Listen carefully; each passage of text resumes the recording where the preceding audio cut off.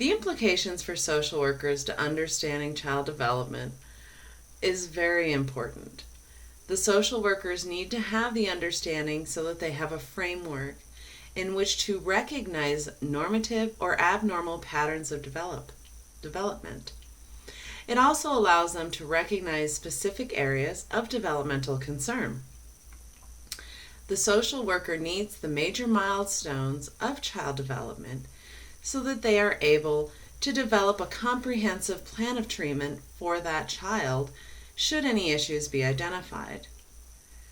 The ASQ is a great tool and would work well for the populations of the Southwest.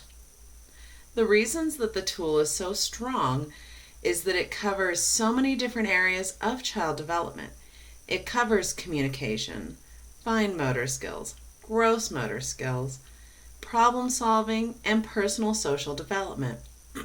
Each of these areas provides the social worker with the information that they need in order to develop a comprehensive biopsychosocial analysis.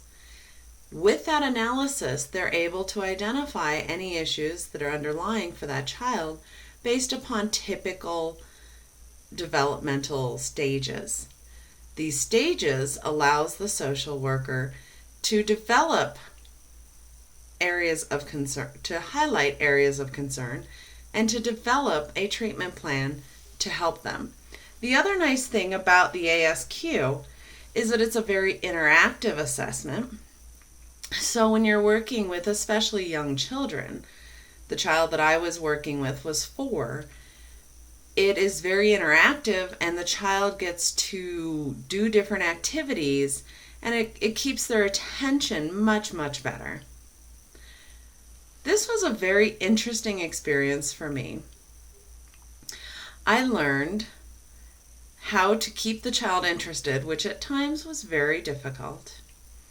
I also learned how to take that information and develop an analysis and to look deeper than just what the child was saying, but any issues that could be underlying for the child that I was interviewing. And then I was able to take that information and correlate their responses with the biopsychosocial expectations as far as where the child should be in their development. Through that process, I was then able to look at areas that could potentially require additional intervention. I was very fortunate in that my child was pretty high up on the scale. He was very functional. He met many of the milestones that were appropriate for children his age. The only issue that my child had was that his mother's concerned that he may develop ADHD because of familial history. All of the siblings and the parents have ADHD, and the mother was really concerned that this 4-year-old may develop it in the future. I advised the mother that she should definitely get that checked and talk to her physician and see if the child needed to speak to someone to address that issue prior to it becoming a major barrier for that child's life. I also learned that children are very unpredictable. My child enjoyed running around a lot, wanted to have his cat on his lap, and I allowed those activities as long as he was engaged and still responding to the activities that I was asking. And that is all I have, and thank you for your attention. Bye.